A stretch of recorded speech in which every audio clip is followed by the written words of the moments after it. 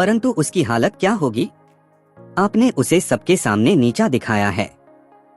आपने उसके गर्व को आहत किया है।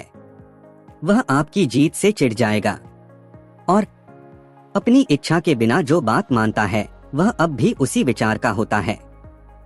सालों पहले मेरी क्लास में पैट्रिक जे ओहेयर नाम का स्टूडेंट था। उसकी शिक्षा तो कम थी पर उसे बहस करने में बहुत मजा आता था। एक बार वह शोफर का काम कर चुका था। वह मेरे पास इसलिए आया था क्योंकि वह ट्रक बेचने का काम करता था और उसके ट्रक बिक नहीं रहे थे। थोड़े सवालों से ही यह पता चल गया कि जिन लोगों को वह ट्रक बेचना चाहता था उनसे बहस करके वह उन्हें अपना विरोधी बना लेता था। अगर कोई ग्राहक उसकी कंपनी के ट्रक में कोई खोट बताता था तो पैटिक को जैसे लाल झंडी दिख जाती थी और वह ग्राहक का गला पकड़ लेता था। पैट ने इस तरह बहुत सी बहसें जीती।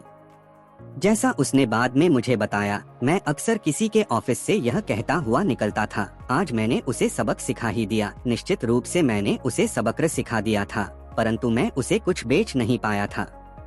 मेरी पहली समस्या यह नहीं थी कि पैटिक को बोलना सिखाया जाए। मेरी समस्या तो यह थी कि पैटिक को बोलने से और करने से कैसे रोका जाए। पैट्रिक ओहेयर कुछ समय बाद white motor company one salesman बन गए। यह किस तरह हुआ? उन्हीं के शब्दों में, अब अगर मैं किसी ग्राहक के ऑफिस में जाता हूं और वह है क्या व्हाइट कंपनी का ट्रक, उसमें कोई खास दम, अगर कोई मुझे मुफ्त में भी वह ट्रक दे तो मैं न लूं। मैं तो कंपनी का ट्रक खरीदने वाला हूं। इस पर मैं कहता हूं, कंपनी के ट्रक बहुत अच्छे होते हैं। अगर आप वह ट्रक तो आपको पछताना नहीं पड़ेगा। उजिट कंपनी बहुत अच्छी, उसके सेल्समैन भी बहुत बढ़िया हैं। यह सुनने के बाद ग्राहक अवाक रह जाता है। अब बेहद की कोई गुंजाइश नहीं रहती।